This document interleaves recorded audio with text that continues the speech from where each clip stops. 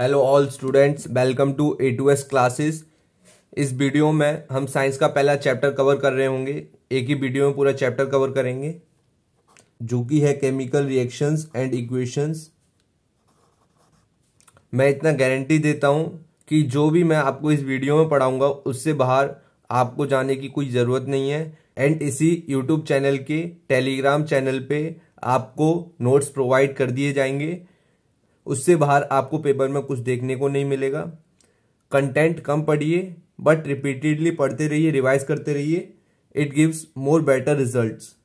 तो मैं आपको एक बार चैप्टर का ओवरव्यू दे देना चाहता हूं जिससे कि आपको समझने में इजी होगी। सबसे पहले हम पढ़ेंगे केमिकल रिएक्शंस है क्या बेसिकली, इनकी डिफाइन,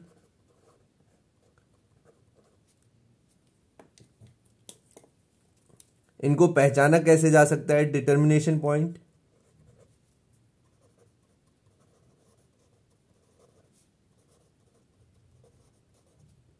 फिर उसके बाद हम पढ़ेंगे केमिकल इक्वेशन क्या है, फिर उसके बाद पढ़ेंगे हमको केमिकल इक्वेशन क्यों बैलेंस करनी पड़ती हैं,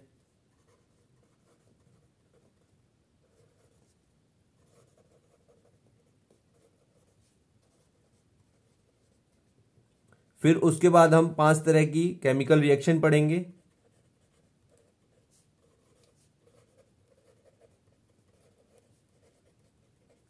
फिर उसके बाद हम पढ़ेंगे करोजन एंड रेंसिडिटी।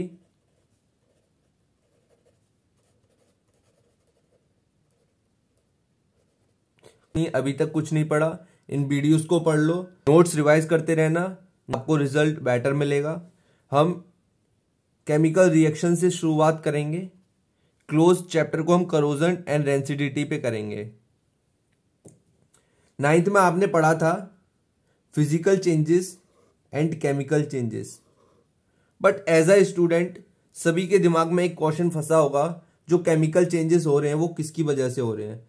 तो उसका जो मेन कॉज है वो है केमिकल रिएक्शन। तो इस चैप्टर में हम केमिकल रिएक्शन को ही अच्छे से जानेंगे। केमिकल रिएक्शन क्या होती है, केमिकल रिएक्शन के तरीके क्या हैं, केमिकल रिएक्शन कितने तरीके की होती है। तो हम ये बोल सकते हैं chemical reaction is the main cause of chemical changes in the world और आर नेचर। केमिकल चेंजेस को जानने के तरीके हमने 9th में पढ़े थे। अब केमिकल रिएक्शन को हम कैसे पहचाने, स्टूडेंट ये सोच रहे होंगे। एनसीईआरटी ने 4 डिटर्मिनेशन पॉइंट दिए हैं। पहला है चेंज इन स्टेट,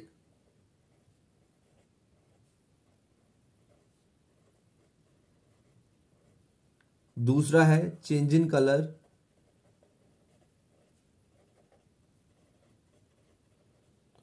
तीसरा है चेंज इन टेम्परेचर,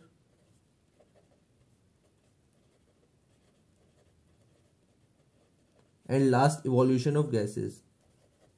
जब केमिकल रिएक्शन होती है कभी कभी स्टेट चेंज होते हैं, कभी कभी केमिकल रिएक्शंस के कलर चेंज होते हैं, कभी कभी टेम्परेचर भी चेंज होता है। इस पेज पे लिखा हर एक पॉइंट उतना ही इंपॉर्टेंट है जितना इंपॉर्टेंट एनसीईआरटी के क्वेश्चंस हैं। क्वेश्चन कहीं से भी बन सकता है, किसी भी पॉइंट से बन सकता है। एनसीईआरटी का एक और मोस्ट इंपॉर्टेंट टॉपिक जो है मैग्नीशियम रिबन। अगर इसके कलर की बात करें तो इसका कलर ग्रे होता है। जो एनसीईआरटी में एक्टिविटी ये दे रखी है कि मैग्नीशियम रिबन लेना है, उसको साफ करना है, क्लीन करना है। क्वेश्चन ये भी आ जाता है उसे क्लीन क्यों करते हैं।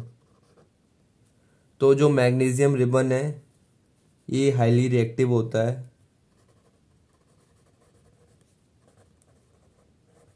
जब इसको निकालते हैं तो ये एटमॉस्फेयर की गैसेस से रिएक्ट करता है और एक लेयर बना लेता है, जिसकी वजह से मैग्नीशियम रिबन को जलाने में हिंड्रेंस पैदा होती है। इसलिए हम मैग्नीशियम रिबन को जलाने से पहले क्लीन करते हैं। एक क्वेश्चन है, जब मैग्नीशियम रिबन को जला देते हैं तो हमको जो प्रोडक्ट मिलता है वो मैग्नीशियम ऑक्साइड का पाउडर मिलता है, और हिंदी में बोलो तो राख। ये जो पाउडर होता है ये व्हाइट कलर का होता है। और इसकी रिएक्शन है मैग्नीशियम रिबन लिया Mg, जब हमने उसको जलाया तो हमको ऑक्सीजन मिली और जो हमको प्रोडक्ट मिला वो था मैग्नीशियम ऑक्साइड। मैग्नीशियम ऑक्साइड क्या है? पाउडर। किस कलर का? वाइट कलर का। बेसिकली क्या हुआ था, मैग्नीशियम रिबन लिया, उसको जलाया, ऑक्सीजन मिली, जलने के बाद हमको प्रोडक्ट मिला मैग्नीशियम ऑक्साइड जो पाउडर फॉर्म में था और किस कलर का? वाइट कलर का। अब हमने पीछे बात की थी चेंज ऑफ स्टेट। जो मैग्नीशियम रिबन है वो सॉलिड फॉर्म में होता है, बट जो हमको पाउडर मिलता है वो डिफरेंट ही स्टेट में मिलता है, तो चेंज ऑफ स्टेट हो गया। दूसरा हमने पढ़ा था चेंज इन कलर। जो मैग्नीशियम रिबन था वो ग्रे कलर का था और जलने के बाद जो पाउडर मिला हमको व्हाइट कलर का मिला। It's prove change in colour. Change in temperature, magnesium ribbon जब हमने निकाला तो उसका टेम्परेचर कुछ और था, जलाने के बाद जो पाउडर मिला उसका टेम्परेचर कुछ और था। इससे पहले हमने मैग्नीशियम की एक्टिविटी पढ़ी। अगर मैं आपको उसका बोलूं कि आप उसको बताओ तो आप बोलोगे कि सबसे पहले हमने मैग्नीशियम रिबन लिया, फिर उसको जलाया, फिर उसका हमको पाउडर मिला, तो वो बहुत लेंथी हो जाएगा। अगर मैं उसी को शॉर्ट फॉर्म में लिख दूं, मैग्नीशियम लिया था, मैग्नीशियम का रिबन लिया था, उसको जलाया तो ऑक्सीजन मिली और उसका जो प्रोडक्ट मिला वो पाउडर था जो कि मैग्नीशियम ऑक्साइड का पाउडर था। इसको हम बोलते हैं वर्ड इक्वेशन। अगर इसको कंपेयर किया जाए, जैसे मैथ में हमको क्वेश्चन मिलता है तो हम गिवन निकाल लेते हैं ना, उसी तरह वर्ड इक्वेशन है कि एक्टिविटी को शॉर्ट फॉर्म में लिखना। जो लेफ्ट हैंड साइड में हमेशा आपका रिएक्टेंट रहेगा और राइट हैंड साइड में हमेशा हमारे प्रोडक्ट रहेंगे। इनके बीच में एक एरो होगा जिसका हेड राइट हैंड साइड की तरफ होगा और टेल लेफ्ट हैंड साइड की तरफ होगी। अगर रिएक्टेंट एक से ज्यादा है तो उनके बीच में प्लस का साइन हमेशा आएगा। अगर वर्ड इक्वेशन से मैं केमिकल इक्वेशन में चेंज करना चाहूं तो जो एलिमेंट्स हैं उनके मेरे को साइन लिखने पड़ेंगे। अगर वर्ड इक्वेशन से भी मैं कुछ छोटा लिखना चाहूं, अगर मेरे को एक्टिविटी रिप्रेजेंट करनी है और मेरे को वर्ड इक्वेशन से भी छोटी लिखनी है तो मेरे को एलिमेंट्स के साइन लिखने पड़ेंगे और उसी को हम केमिकल इक्वेशन बोल देते हैं। सबसे पहले हमको एक एक्टिविटी दी थी, उसको हमने वर्ड फॉर्म में बनाया, वो जिसको हमने वर्ड इक्वेशन का नाम दिया। उसके बाद हमने केमिकल इक्वेशन लिखी। अब केमिकल इक्वेशन अभी कंप्लीट नहीं हुई, इसको बैलेंस करना सबसे ज्यादा इंपॉर्टेंट है। अब एज अ स्टूडेंट आप सबके मन में क्वेश्चन आ रहा होगा बैलेंस क्या होता है और क्यों करना चाहिए। सबसे पहले हमने 9th में पढ़ा था law of conservation of mass. Law of conservation of mass ये बोलता है mass neither be created nor be destroyed. तो रिएक्शन होने से पहले जितना मास एलिमेंट का था, रिएक्शन होने के बाद भी प्रोडक्ट में जो एलिमेंट है उनका मास सेम होगा। तो means mass of reactant is equal to mass of product. अगर इनका मास तुमको इक्वल करना है तो number of element in product और in reactant is equal to number of element in product. Number of elements को प्रोडक्ट और reactant में इक्वल करने के लिए हमको केमिकल इक्वेशन बैलेंस करनी पड़ती है। केमिकल इक्वेशन आपने लिख दी, अगर बैलेंस नहीं की तो वो गलत है। केमिकल इक्वेशन को बैलेंस करना सबसे ज्यादा इंपॉर्टेंट होता है। अब मैं आपको बताऊंगा केमिकल इक्वेशन को बैलेंस कैसे करते हैं। 2 तरीके बताऊंगा, एक शॉर्ट फॉर्म होगी और एक एनसीईआरटी के तरीके से। एनसीईआरटी में एक एग्जांपल दे रखा है, जिंक को सल्फ्यूरिक एसिड के साथ मिलाया,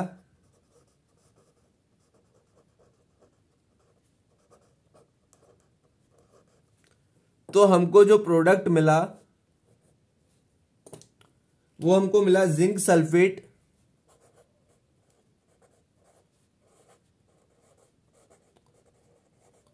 प्लस हाइड्रोजन। ये हमारी क्या हुई? Chemical word equation. अगर मेरे को इसे केमिकल इक्वेशन में कन्वर्ट करना है तो इन एलिमेंट्स के मैं साइन लिख दूंगा। जिंक का Zn, सल्फ्यूरिक एसिड का H2SO4। इसे हाईलाइट कर लेना, ये बहुत इंपॉर्टेंट है, आगे भी काम आएगा। सल्फ्यूरिक एसिड का फॉर्मूला याद रखना है आपको। जिंक सल्फेट का फॉर्मूला बनेगा ZnSO4, हाइड्रोजन का H। हम देखेंगे नंबर ऑफ एलिमेंट सबसे ज्यादा किसके हैं, तो हमको हाइड्रोजन के 2 दिख रहे हैं इधर, और किसी के इतने नहीं है, सबसे ज्यादा हाइड्रोजन के हैं, और हाइड्रोजन का इधर है 1। एक बात याद रखना, अगर रिएक्टेंट में एलिमेंट्स ज्यादा हैं तो प्रोडक्ट में छेड़खानी करनी है, बढ़ाने हैं। अगर प्रोडक्ट में ज्यादा है तो रिएक्टेंट में बढ़ाने हैं। कम से ज्यादा कर सकते हो, ज्यादा से कम नहीं कर सकते, ये बात याद रखना। सारी केमिकल इक्वेशन आप बैलेंस कर लोगे। इसमें H के एलिमेंट्स 2 हैं तो हमने इधर 2 कर दिए, बढ़ा दिए।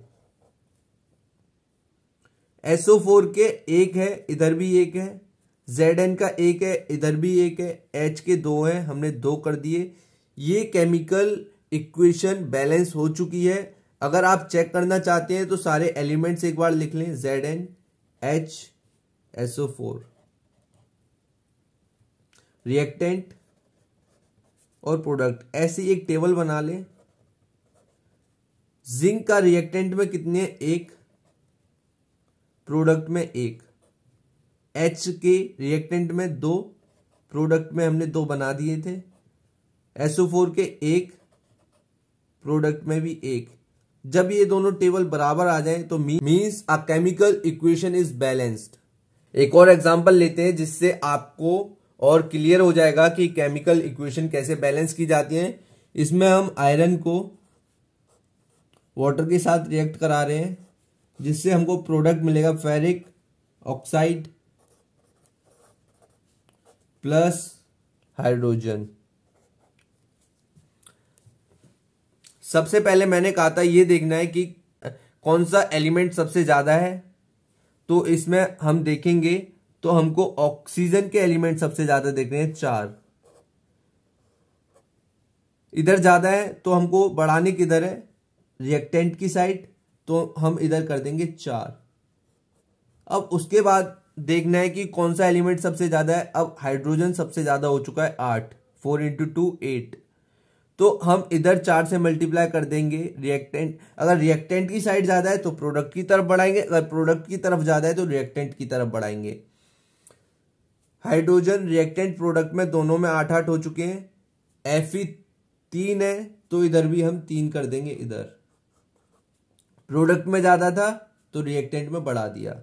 अगर चेक करना है फिर से, FeHO, रिएक्टेंट लिखेंगे इधर, इधर लिखेंगे प्रोडक्ट। रिएक्टेंट में 3, प्रोडक्ट में भी 3। हाइड्रोजन रिएक्टेंट में 8, प्रोडक्ट में 8। ऑक्सीजन रिएक्टेंट में 4, प्रोडक्ट में भी 4। अगर आप एनसीईआरटी के तरीके से करना चाहते हैं, यही क्वेश्चन एनसीईआरटी के तरीके से करके दिखा देता हूं। Fe plus H2O plus Fe3O4 plus H2। NCERT ने ऐसे कर रखा है कि पहले सारे एलिमेंट लिख लें, FeHO, सेम रिएक्टेंट की टेबल, प्रोडक्ट की टेबल। पहले रिएक्टेंट में Fe कितना है, 1, 3, H 2 बार, H 2 बार, ऑक्सीजन 1 बार। आपको सबसे पहले सबसे बड़ा नंबर पकड़ना है। प्रोडक्ट की तरफ बढ़ा है तो रिएक्टेंट की तरफ बढ़ा दो, 4, ऊपर भी लिख दो 4। अब ये इसके साथ मल्टीप्लाई हुआ है तो ये इसके साथ भी मल्टीप्लाई होगा, क्योंकि ये ब्रैकेट है 4, तो इसे भी मल्टीप्लाई कर दो। अब सबसे बड़ा हाइड्रोजन है 8, तो इसको चेंज कर दो 8, इधर लिख दो 4। इधर प्रोडक्ट में 3 है तो इधर बढ़ा दो 3, इधर कर दो 3। दोनों सेम है, चेक कर लेना। रिएक्शन बैलेंस हो चुकी है। इसके बाद हम पढ़ेंगे type of chemical reactions. Hello guys, इस वीडियो में हम शुरू करेंगे कॉम्बिनेशन रिएक्शन।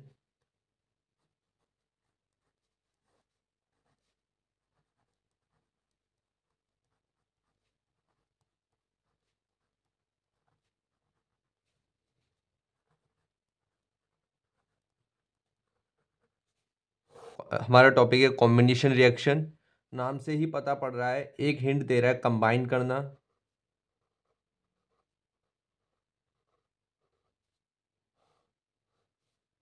कॉम्बिनेशन रिएक्शन वो रिएक्शन होती है जिसमें दो और दो से ज़्यादा रिएक्टेंट मिलके एक प्रोडक्ट बनाते हैं। जैसे कि इसका अगर मैं फॉर्मेट लिखना चाहूँ याद करने के लिए, तो हम ये फॉर्मेट लिख लेते हैं। A+B क्या देगा हमको, गिव्स C, जिसमें जो A और B है रिएक्टेंट है हमारे, C हमारा प्रोडक्ट है। रिएक्टेंट दो और दो से ज़्यादा हो सकते हैं, बट प्रोडक्ट हमें एक ही मिलेगा।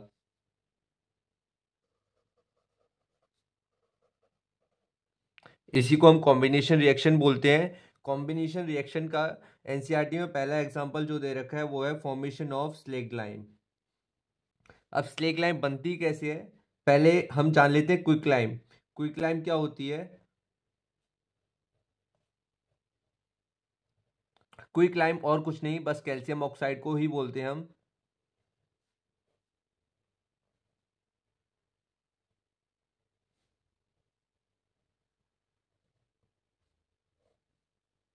कैल्शियम ऑक्साइड या फिर क्विक लाइम जब पानी के साथ रिएक्ट करती है, एक हमको प्रोडक्ट मिलता है CaOH2, जिसको हम स्लेग लाइम बोलते हैं। ये जो टर्म है ये है slaked lime.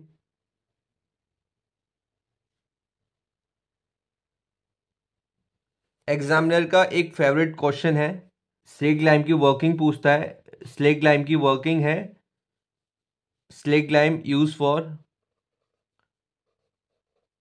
White wash.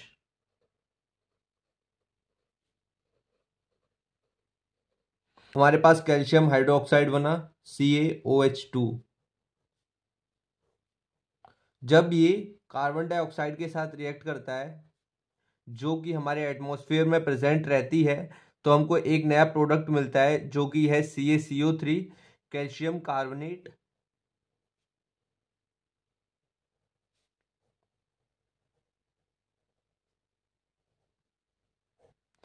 Calcium carbonate plus water release होता है इसमें H2O। एग्जामिनर कैल्शियम कार्बोनेट की भी वर्किंग पूछता है। इसकी वर्किंग है गिव शाइन फिनिशिंग।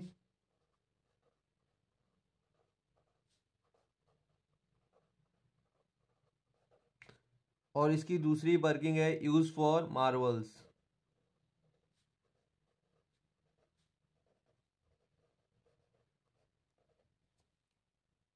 दूसरा एग्जाम्पल कॉम्बिनेशन रिएक्शन का एनसीईआरटी में दे रखा है, burning of coal.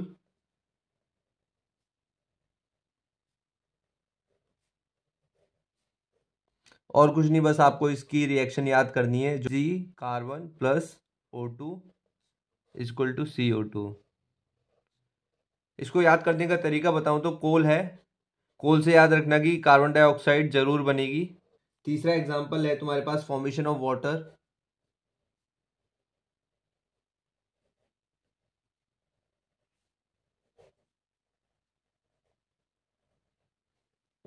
Formation of water, formation of water की ज़्यादा नहीं, बस रिएक्शन याद करनी है। H hydrogen plus O2 plus H2O। एक चीज़ आपने नोट की होगी, जब A+B एक दूसरे से रिएक्ट करते हैं और C प्रोडक्ट हमको देते हैं, प्लस उसमें हीट रिलीज होती है, हीट जो है रिलीज होती है। जिस भी रिएक्शन में जब रिएक्टेंट रिएक्ट करते हैं एंड प्रोडक्ट के साथ हीट रिलीज करते हैं, तो उस रिएक्शन को हम एक्सोथर्मिक रिएक्शन बोलते हैं।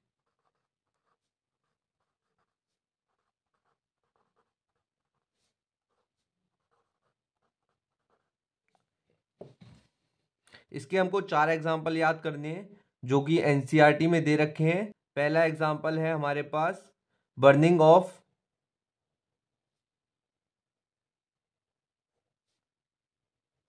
Natural gas. दूसरा एग्जाम्पल है हमारे पास respiration process.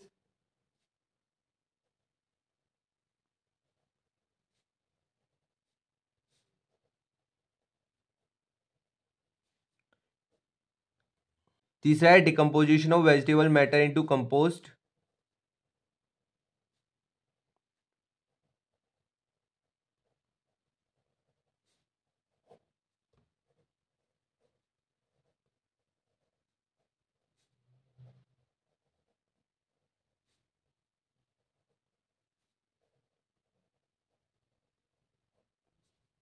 And last example है वो एज अ क्वेश्चन एनसीईआरटी में पूछा है, बर्निंग ऑफ मैग्नीशियम रिबन भी एक्सोथर्मिक रिएक्शन का ही एग्जाम्पल है।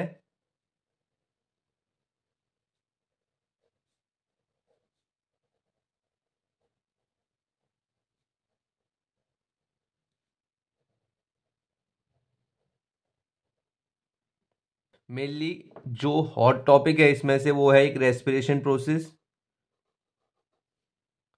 दूसरा burning of magnesium ribbon. Mainly question ये पूछा जाता है रेस्पिरेशन प्रोसेस एक्सोथर्मिक रिएक्शन है कि नहीं।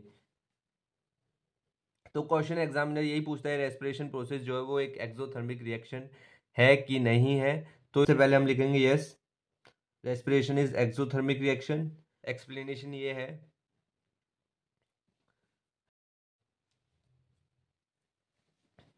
ह्यूमन बीइंग फूड खाएगा, फूड डाइजेशन के टाइम पे छोटे छोटे पीसेस में ब्रेक डाउन हो जाएगा। फूड एज अ एग्जाम्पल लें तो राइस ले लो, पोटैटो ले लो, इसमें सब कार्बोहाइड्रेट है। कार्बोहाइड्रेट स्मॉल पीसेस में टूटेगा तो ये बनेगा हमारे पास ग्लूकोज। ये मान लो ग्लूकोज के पीसेस हैं। जब ये ऑक्सीजन के साथ सेल में रिएक्ट करता है, ये हमको वाटर देता है, कार्बन डाइऑक्साइड देता है, प्लस एनर्जी। जो ये एनर्जी होती है वो हीट की दूसरी फॉर्म होती है।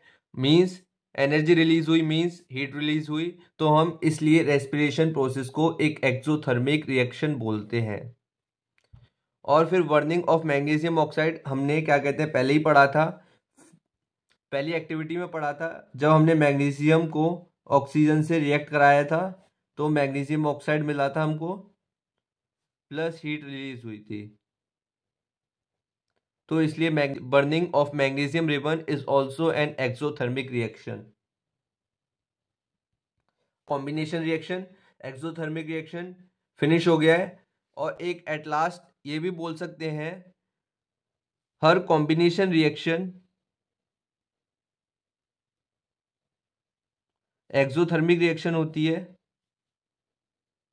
But her exothermic reaction combination नहीं होती।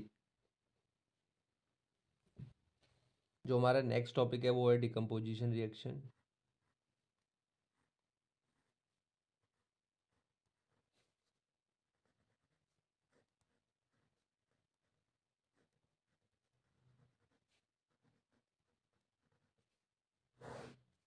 डिकम्पोजिशन रिएक्शन में क्या होगा कि हमारे पास रिएक्टेंट तो एक होगा जो हमें तोड़ना पड़ेगा, और प्रोडक्ट हमें दो और दो से ज़्यादा मिलने वाले हैं इसमें।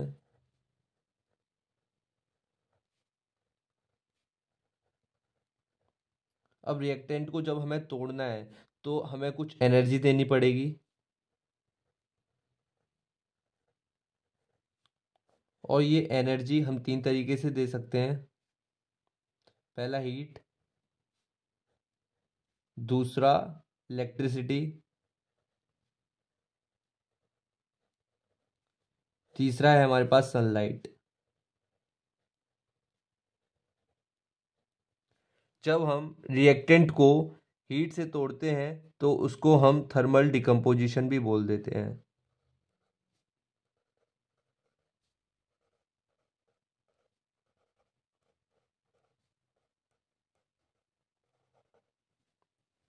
डिकम्पोज जब हम हीट से करते हैं by heat,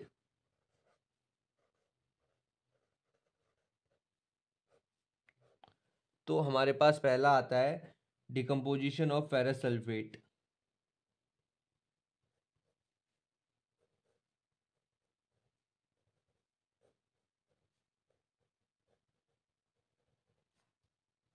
of ferrous sulphate. Ferrous sulphate का फॉर्मूला जो होगा वो होगा FeSO4 और FeSO4 प्लस 10H2O। मैं आपको पहले बता देना चाह फेरस सल्फेट के क्रिस्टल्स जो होते हैं वो ग्रीन कलर के होते हैं।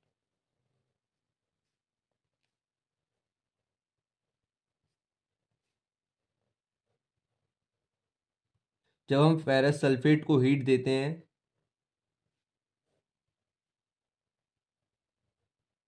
तो जो इसमें वाटर प्रेजेंट होता है वो डिहाइड्रेट हो जाता है, और जिसकी वजह से जो फेरस सल्फेट का कलर ग्रीन था वो चेंज हो जाता है, और जो जो हमको प्रोडक्ट मिलता है वो मिलता है Fe2O3 और SO2 प्लस SO3। ये हमारे पास सॉलिड फॉर्म में मिलता है, जबकि फेरिक ऑक्साइड हमको सॉलिड फॉर्म में मिलता है। Basically decomposition of ferrous sulphate में बस इतना याद रखना है, जो फेरस सल्फेट के क्रिस्टल्स होते हैं वो ग्रीन कलर के होते हैं। जब इसको हीट प्रोड्यूस की जाती है ये डिहाइड्रेट होते हैं और इनका कलर चेंज हो जाता है, और प्रोडक्ट में हमको Fe2O3 मिलता है प्लस SO2 प्लस SO3 मिलता है। और जो Fe2O3 होता है ये सॉलिड फॉर्म में होता है, और SO2 प्लस SO3 हमको गैसियस फॉर्म में मिलता है। Fe2O3 इधर है ferric oxide,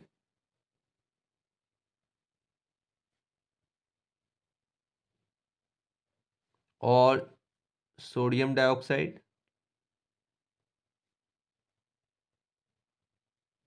plus sodium trioxide.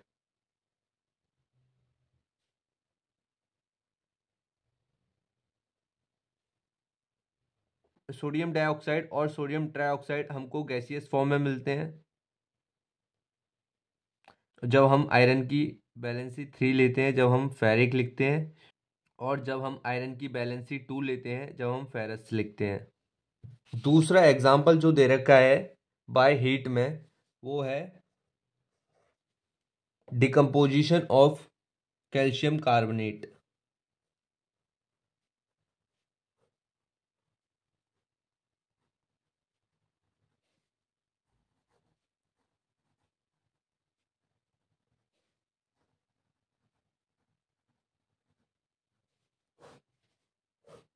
Calcium carbonate का फॉर्मूला होता है CaCO3, और इसको हम लाइमस्टोन भी बोलते हैं। और जो ये डिकम्पोजिशन ऑफ कैल्शियम कार्बोनेट है ये मेनली ये रिएक्शन मेनली इंडस्ट्रीज में यूज़ की जाती है।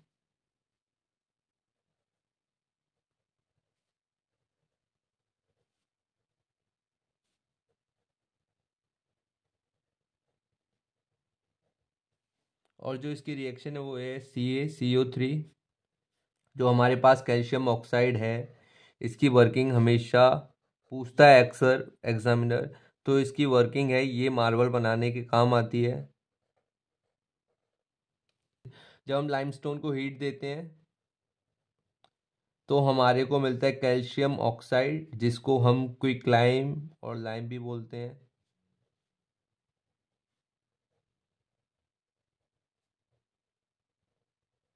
प्लस कार्बन डाइऑक्साइड भी मिलती है हमको।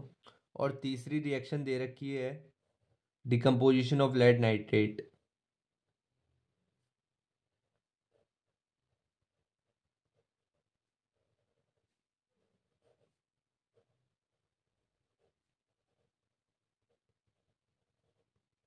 लेड नाइट्रेट का फॉर्मूला होता है Pb2NO3।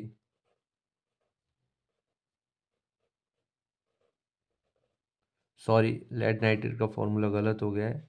लेड नाइट्रेट का फॉर्मूला होता है PbNO3 2। जब हम लेड नाइट्रेट को हीट करते हैं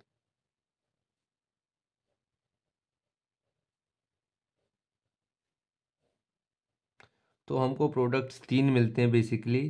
पहला होता है लेड ऑक्साइड प्लस, दूसरा होता है ऑक्सीजन, और तीसरा जो प्रोडक्ट मिलता है वो हमको मिलता है नाइट्रोजन ऑक्साइड। जब डिकम्पोजिशन ऑफ लेड नाइट्रेट होती है, जब हम इसको हीट प्रोड्यूस करते हैं लेड नाइट्रेट को, तो हमारे पास तीन प्रोडक्ट मिलते हैं, लेड ऑक्साइड, ऑक्सीजन और नाइट्रोजन ऑक्साइड। ये जो नाइट्रोजन ऑक्साइड होती है ब्राउन फ्यूम्स की तरह प्रोड्यूस होती है।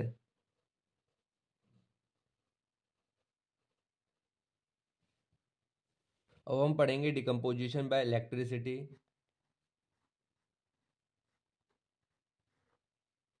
इसका हमको एक ही एग्जांपल पढ़ना है, जो कि हमारा इलेक्ट्रोलाइसिस ऑफ वाटर।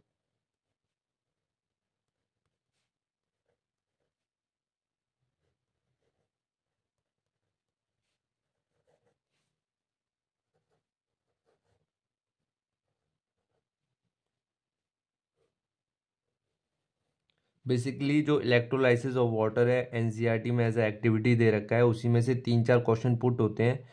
तो मैं वो क्वेश्चन बता देता हूँ और पहले आपको एक्टिविटी समझा देता हूँ। एक हमारे पास ये प्लास्टिक मग होगा,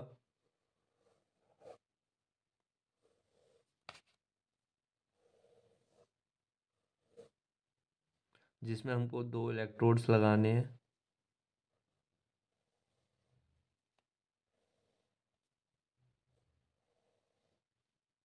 नीचे हमको रबर स्टॉपर लगाना है।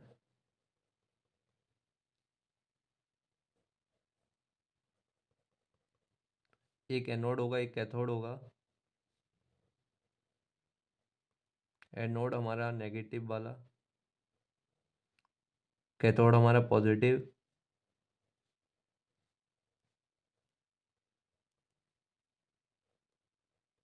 और इसके अंदर पानी डाल देना है।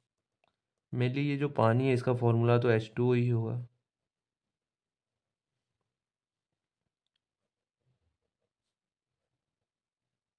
और ये तार कनेक्ट करनी है एक बैटरी से। बैटरी है ये है 6 वोल्ट की बैटरी। और इनके ऊपर एक टेस्ट ट्यूब लगा देना है।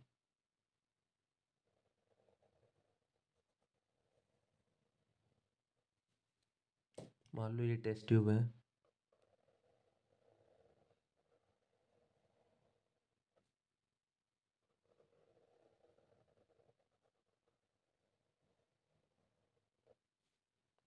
अब जैसे ही हम इनको करंट देंगे इधर से, तो दोनों इलेक्ट्रोड्स पे बबल्स प्रोड्यूस होना शुरू कर देंगे।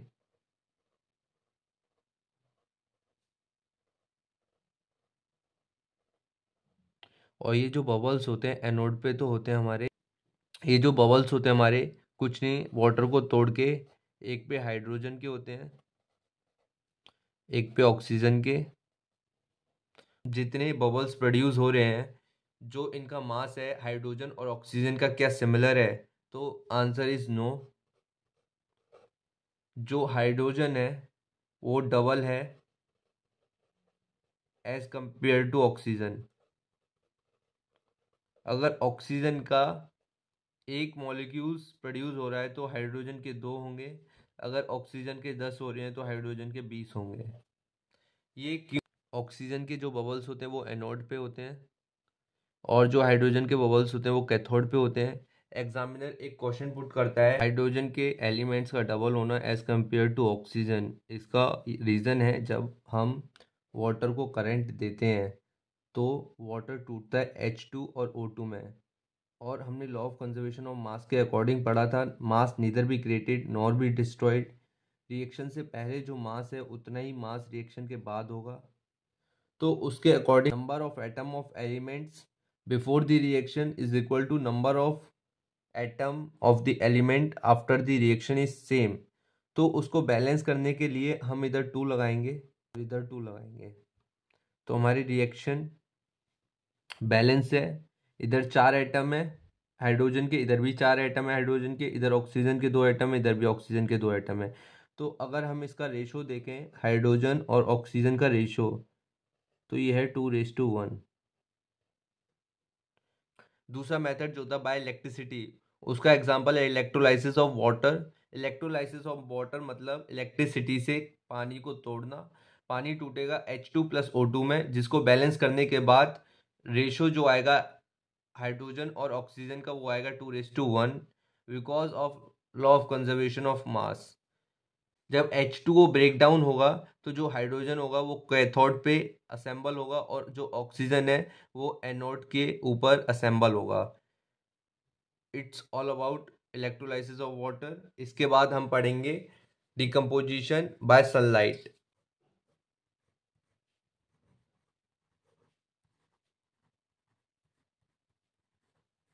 बाय सनलाइट में दो एग्जाम्पल हैं, डिकम्पोजिशन ऑफ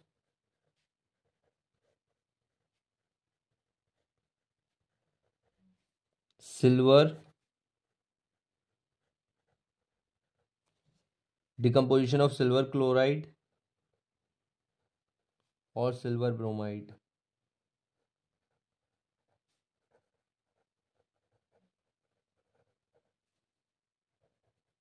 सिल्वर क्लोराइड का कलर वाइट होता है। जब इसको सनलाइट मिलती है तो ये ब्रेक डाउन हो जाता है सिल्वर प्लस क्लोराइड में, और सनलाइट मिलते ही इसका कलर चेंज हो जाता है ग्रे में। सेम सिल्वर ब्रोमाइड बिहेव करता है, सनलाइट मिलते ही सिल्वर प्लस ब्रोमाइड में ब्रेक डाउन हो जाता है। ये दोनों reaction black and white photography के काम आती हैं।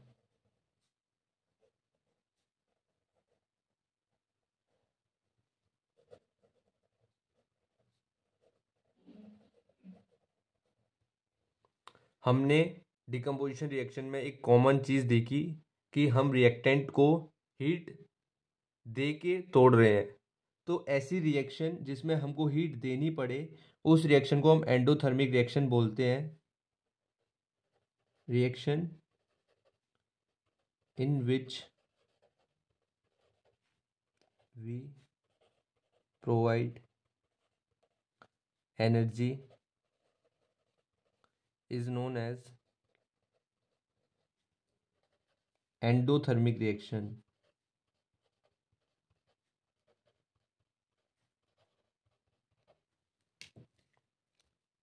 सारी डिकम्पोजिशन रिएक्शन एंडोथर्मिक होती हैं। हमारा नेक्स्ट टॉपिक है डिस्प्लेसमेंट रिएक्शन।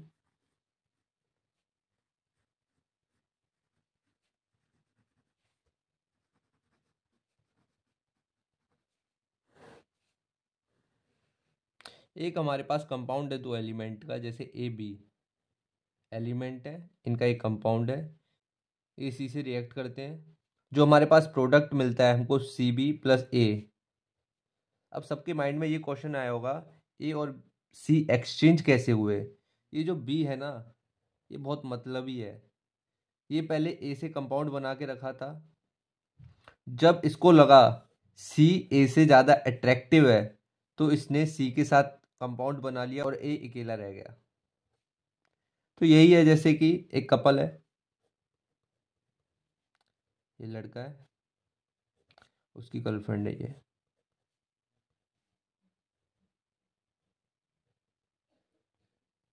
ये कहीं घूमने गए जैसे पार्क में मान लो, वहाँ ये दोनों बैठे हैं।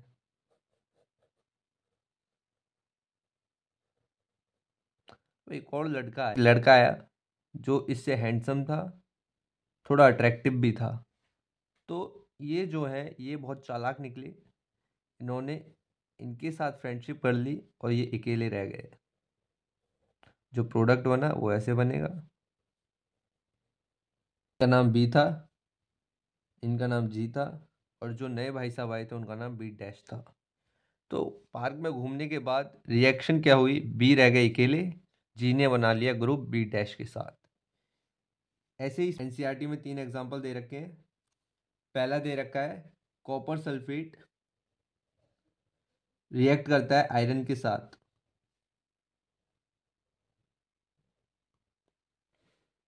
आयरन को ना कॉपर सल्फेट के सॉल्यूशन में मिलाया जाता है, तो जो आयरन होता है ना वो कॉपर से ज़्यादा रिएक्टिव होता है, तो जो सल्फेट है वो आयरन के साथ ग्रुप बनाता है और कॉपर रह जाता है बेचारा अकेला।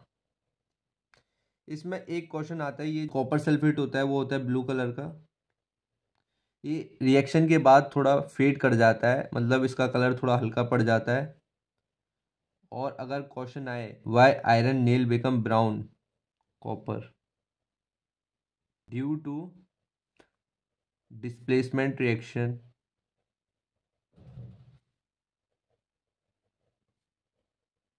Between copper sulphate and iron displace. दूसरा एग्जांपल दे रखा है हमारा, जिंक को हम कॉपर सल्फेट में डालते हैं। जिंक भाई साहब है कॉपर से ज़्यादा रिएक्टिव, तो सल्फेट भाई साहब आपको पता ही है चालाक हैं, तो सल्फेट भाई साहब बोलते हैं जिंक भाई साहब से ग्रुप बनाने के लिए, और फिर से कॉपर भाई साहब अकेले रह जाते हैं। तीसरा एग्जांपल दे रखा है, लेड प्लस कॉपर क्लोराइड। अब जो लेड है वो कॉपर से ज़्यादा रिएक्टिव है, तो क्लोराइड भाई साहब लेड भाई साहब के साथ ग्रुप बनाते हैं एंड कॉपर रह जाता है अकेला। It's all about displacement reaction. Mainly जो क्वेश्चन बनता है आयरन प्लस कॉपर सल्फेट से बनता है, जिसमें कि कलर पूछ लेता है कॉपर सल्फेट का कलर हल्का क्यों पड़ता है और आयरन का कलर ब्राउन क्यों पड़ता है। डीडी मतलब डबल डिस्प्लेसमेंट रिएक्शन। इसमें क्या होता है, जैसे दो कंपाउंड है दो दो एलिमेंट के A B plus C D, अगर सी बी के साथ ग्रुप बना लेगा तो ए जो है डी के साथ बना लेगा, इसको बोलते हैं डबल डिस्प्लेसमेंट रिएक्शन। दो बार डिस्प्लेस हो रहा है। इसमें एक ही एग्जांपल दे रखा है एनसीईआरटी में, sodium sulphate Na2SO4 plus वेरियम chloride को रिएक्ट कराते हैं। जो सोडियम सल्फेट है वो सोडियम क्लोराइड बन जाएगा, और दूसरा जो प्रोडक्ट बनेगा हमारे पास बनेगा बेरियम सल्फेट। जो एक क्वेश्चन और बनता है इधर, जो बेरियम सल्फेट होता है ये पीपीटी बनता है। पीपीटी मतलब प्रेसिपिटेशन। जो बेरियम सल्फेट होता है ये वाइट प्रेसिपिटेट होता है। अब लोगों के मन में क्वेश्चन आ रहा होगा ये पीपीटी और प्रेसिपिटेट है क्या। कभी भी डबल डिस्प्लेसमेंट रिएक्शन होगी ना, मतलब मान लो पीपीटी जरूर बनेगी प्रेसिपिटेट जरूर बनेगा।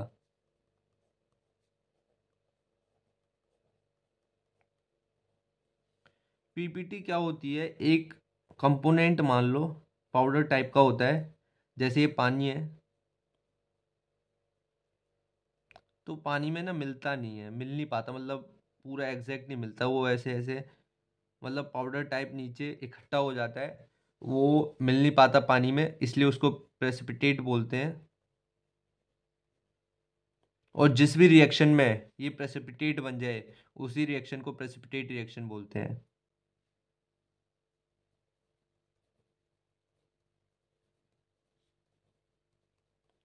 So all double displacement reaction is precipitate reaction, because जब भी डबल डिस्प्लेसमेंट रिएक्शन होगी जो दो प्रोडक्ट बनेंगे हमारे पास उनमें से एक पक्का प्रेसिपिटेट बनेगा, और फिर जिस रिएक्शन में प्रेसिपिटेट बनता है उसको प्रेसिपिटेट रिएक्शन बोलते हैं, इसलिए डबल डिस्प्लेसमेंट रिएक्शन हमेशा प्रेसिपिटेट रिएक्शन होती है। नेक्स्ट टॉपिक है ऑक्सीडेशन एंड रिडक्शन। ऑक्सीडेशन कुछ नहीं होता, ऑक्सीडेशन होता है गेन ऑफ ऑक्सीजन,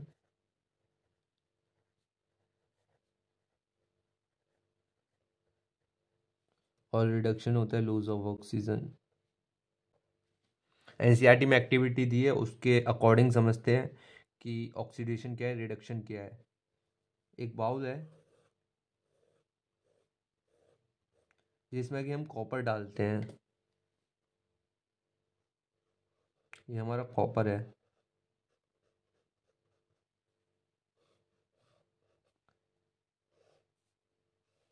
नीचे इसकी फ्लेम जलाया,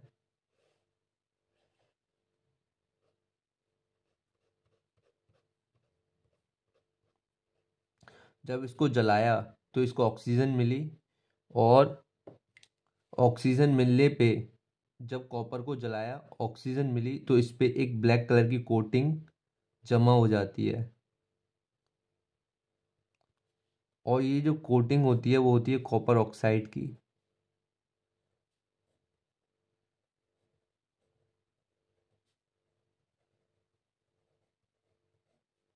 जब कॉपर जलाने पे हमको कॉपर ऑक्साइड मिला, अगर हम कॉपर ऑक्साइड को H2 के एटम देते हैं तो जो ब्लैक कलर की कोटिंग थी हमारे पास,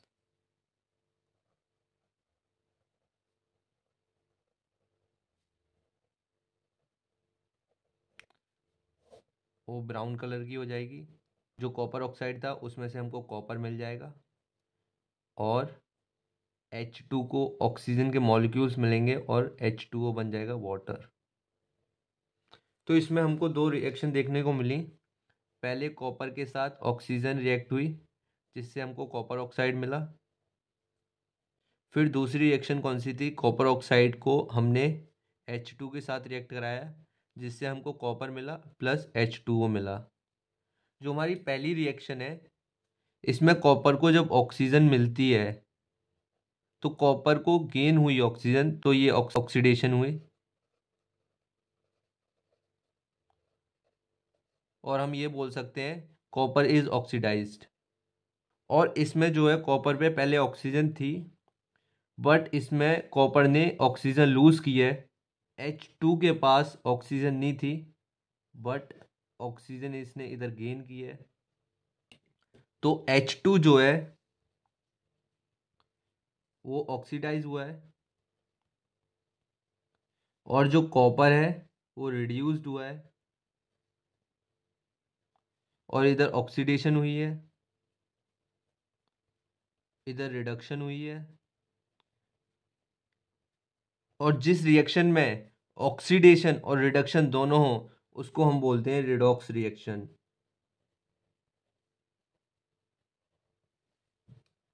और दो एग्जांपल और हैं वो पढ़ लेना। वो एग्जांपल ये है, जिंक ऑक्साइड को कार्बन से रिएक्ट कराया जिससे हमको मिला है CO प्लस जिंक, तो जिंक जो हुआ है वो रिड्यूस हुआ है और जो कॉपर है वो ऑक्सीडाइज हुआ है, ऑक्सीडाइज। तो ये होगी redox reaction. This is all about oxidation and reduction. आगे हम इसके इफेक्ट्स पढ़ेंगे। ऑक्सीडेशन एंड रिडक्शन की वजह से दो इफेक्ट होते हैं, वो है करोजन एंड रेंसिडिटी। ऑक्सीडेशन और रिडक्शन से एक दो प्रॉब्लम होती हैं जिसका पहली प्रॉब्लम का नाम है करोजन। करोजन बेसिकली है क्या, हमने देखा होगा आयरन जब नया नया लाते हैं शाइन करता है, ये है आयरन, शाइन करता है जब नया नया लेके आते हैं हम। बट आफ्टर सम टाइम, कुछ दिनों बाद जो उसकी शाइनिंग होती है वो धीरे धीरे कम होती जाती है और जो उसकी शाइनिंग है वो ब्राउनिश कलर में बदलती जाती है। ये जो उसकी शाइनिंग है वो ब्राउनिश कलर में बदलती जाती है।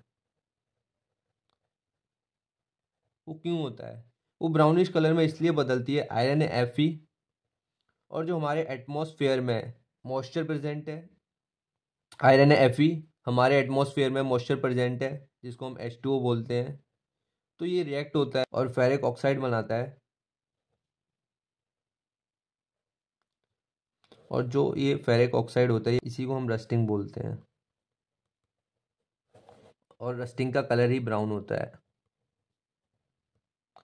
और भी हम मेटल लेते हैं, हम और भी टाइप्स के मेटल लेके आते हैं, उनके ऊपर मॉइस्चर,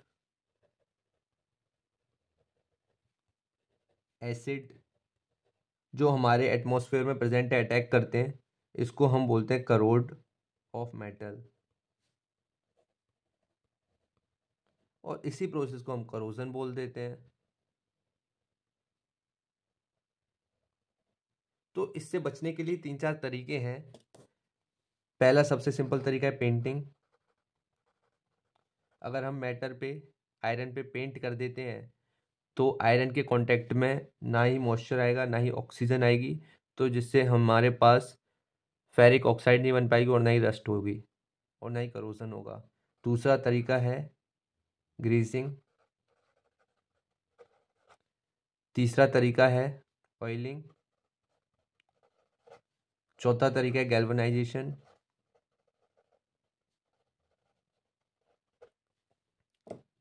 एग्जामिनर गैल्वेनाइजेशन पूछ लेता है क्या होता है। गैल्वेनाइजेशन है to make layer of zinc over matter, not matter, it's metal। और लास्ट तरीका है हमारे पास एनोडाइजिंग का। इसकी भी डिफाइन एग्जामिनर पूछ लेता है। एनोडाइजिंग होता है layer of oxide over metal.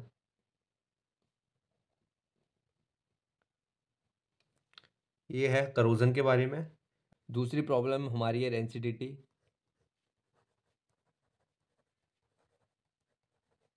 Rancidity को हिंदी में बोले तो जो खाना खराब हो जाता है उसी को रेंसिडिटी बोलते हैं। एग्जामिनर पूछे व्हाट इज रेंसिडिटी, तो डिफाइन करना है ऑक्सीडेशन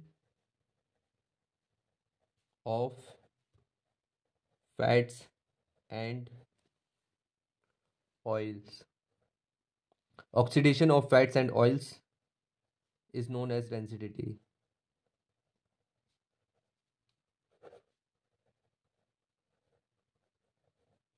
जो खाने में ऑयल होते हैं, फैट्स होते हैं, जब ये ऑक्सीजन के साथ रिएक्ट करते हैं तो हमारा जो खाना होता है वो ख़राब हो जाता है, इसमें से स्मेल आती है, उसका कलर भी बदल जाता है और तीसरा टेस्ट भी चेंज हो जाता है। ये तीनों चीज़ चेंज होती हैं। अब इससे बचने के तरीके क्या हैं रेंसिडिटी से? पहला तरीका है एंटीऑक्सीडेंट यूज़ करना।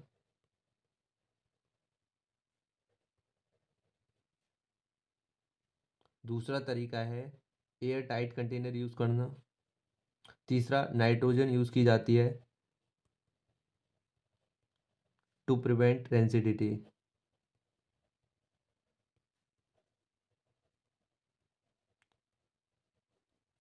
It's all about first chapter.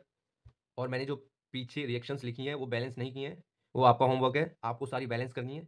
और जो रिएक्शन आपसे बैलेंस नहीं होगी वो नीचे कमेंट करना है, और जो सा पार्ट समझ नहीं आया वो कमेंट करना है, और बैक एक्सरसाइज क्वेश्चन ट्राई करने हैं, और जो टेक्स्ट बुक के बीच में क्वेश्चन दिए हैं वो भी ट्राई करने हैं। जो समझ ना आए वो कमेंट में टाइप करना है। और जितना इस वीडियो में पढ़ा गया उससे बाहर कुछ नहीं आएगा। और जब आपका पेपर आएगा इसी में से मैं आपको स्क्रीनशॉट लेके दिखाऊंगा कि कहाँ कहाँ से क्वेश्चन बने हैं। बस आप इतना कर लो, 25 से ऊपर आने से आपको कोई नहीं रोक सकता। Thank you. और A2S क्लासेस का चैनल सब्सक्राइब कर लो।